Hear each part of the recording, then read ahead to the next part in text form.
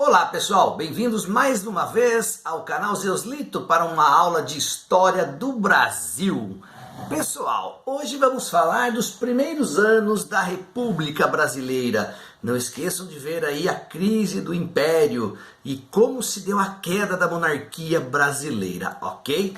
Pessoal, os primeiros anos da República vocês podem encontrar de diversas formas, dependendo do historiador, ou do livro, ou da apostila didática que você está aí consultando, tá? Você pode encontrar a denominação República Velha, ou República do Café com Leite, ou República Oligárquica, né? Lembrando que oligarquia significa um governo de poucos ali no poder. No caso aqui, vai haver um revezamento entre São Paulo e Minas Gerais, em quase todo esse período, que vai de 1889, né, com o golpe e a queda de Dom Pedro II, até 1930, com a chegada de Getúlio Vargas ao poder. Aí no meu canal tem 3 aulas sobre a Era Vargas. Confere aí também. Beleza, turma? E eu gosto de utilizar muito a expressão república oligárquica, tá? Mas nos exercícios que vocês vão aí se preparar para os vestibulares, vocês vão encontrar de todas essas formas aqui. Primeiro, precisava se criar a ideia de um herói no imaginário popular, ou seja, a construção de um mito. E aí eles resolvem, né, os republicanos positivistas, a elite que chegava ao poder, precisava convencer as pessoas de que república era algo bom. E aí que vem o resgate da história do Tiradentes. É nesse momento que se forma no país o mito do heroísmo de Tiradentes, tá?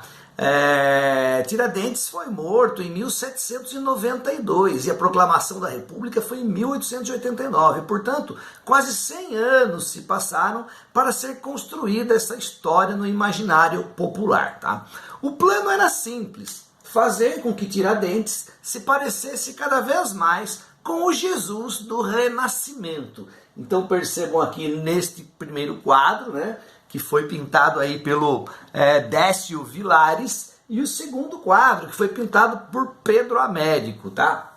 Vejam os traços, lembrando o Jesus do Renascimento. Vejam nesta imagem o próprio crucifixo aqui, né? A cruz onde Cristo está crucificado, Tiradentes esquartejado.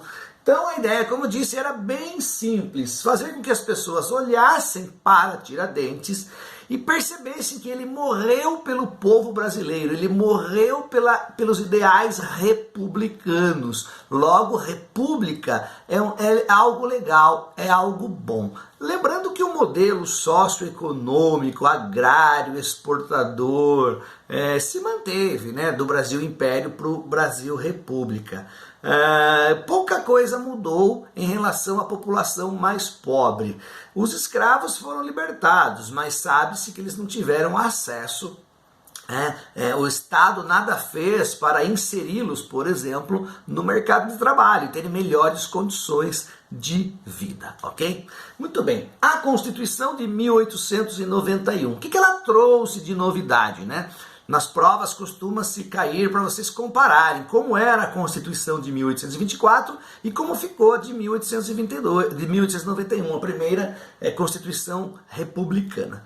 Bem, aqui eu coloquei para vocês, né, a divisão dos poderes em executivo, legislativo e judiciário, ou seja, deixa de existir o poder moderador, aquele que era exercido somente pelo rei, né? Nós não temos mais rei agora. E é uma influência direta do iluminismo. Lembre-se do Montesquieu, que escreveu aquela obra do Espírito das Leis, onde ele defendia a divisão dos poderes para que não houvesse uma ditadura, um poder absoluto. Muitas vezes não adianta essa ideia dos 3 poderes, que as ditaduras são instaladas.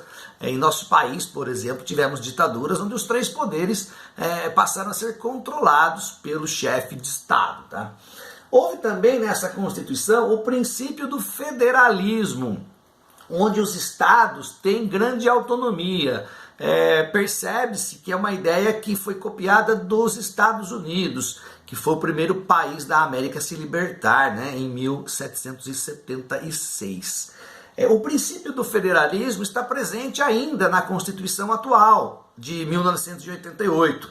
Percebe-se neste momento, por exemplo, de pandemia de Covid-19, que nem todas as orientações ou aquilo que o presidente da República, que defende o poder federal, né, que está lá em Brasília, nem sempre o que ele defende os governadores acatam, porque prevalece ainda a autonomia dos governadores, ok?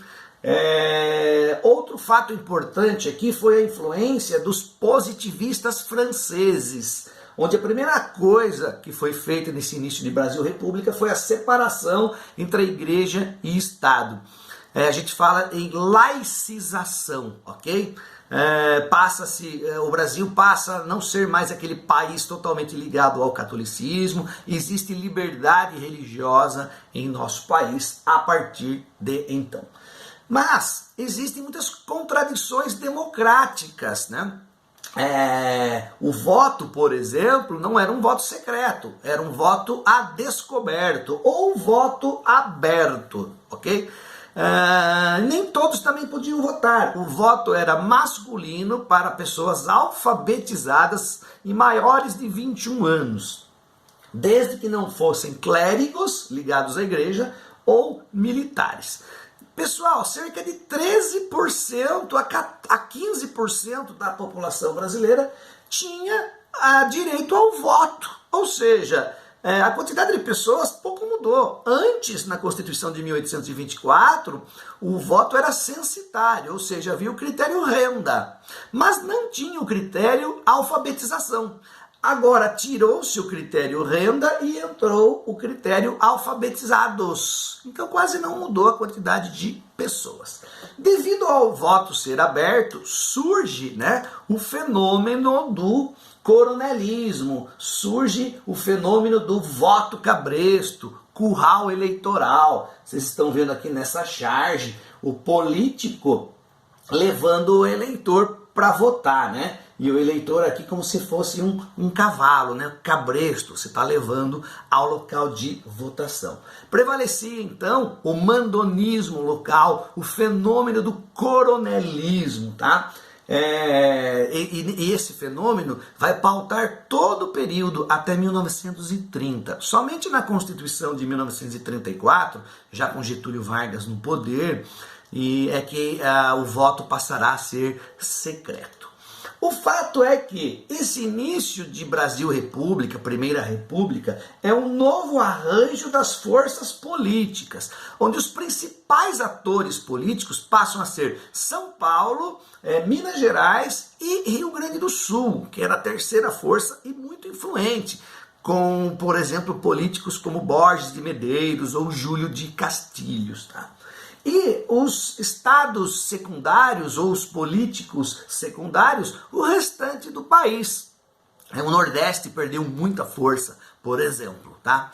Então, nesse novo arranjo das forças políticas, havia a necessidade de organizar de uma forma esse governo para que a elite permanecesse no governo federal e as elites locais permanecessem em seus respectivos estados. A isso deu-se o nome, República dos Governadores. Era uma troca de favores, né? Um clientelismo ali, certo? Muito bem. Mas os primeiros anos dessa república foram conturbadas, onde os dois primeiros presidentes foram militares, por isso o nome República da Espada, certo? Marechal Deodoro, que governou primeiro de forma provisória e depois ele foi eleito indiretamente pelo Congresso, ficou ali 2 anos no poder. E como ele tinha ali um viés autoritário, ele nunca se deu bem com o Congresso, que é o poder legislativo, e com a Marinha, que era chamada na época de Armada. Então tem-se um conflito, uma guerra civil ali entre a Marinha, que se chamava Armada, contra o Exército, que apoiava o Deodoro da Fonseca. O fato é que ele não aguenta a pressão e acaba renunciando, e quem assume é o Floriano Peixoto, que era o vice, em 1891. O Floriano Peixoto ficou conhecido como Marechal de Ferro ou presidente de gola cabeças, tá? Porque ele enfrentou com mãos de ferro e muita violência duas revoltas. De novo a Marinha se revolta, por isso se chama Segunda Revolta da Armada, e no Sul, que era uma força política, como eu expliquei, muito forte, aqui tem até uma imagem, ocorreu a Revolta Federalista, tá?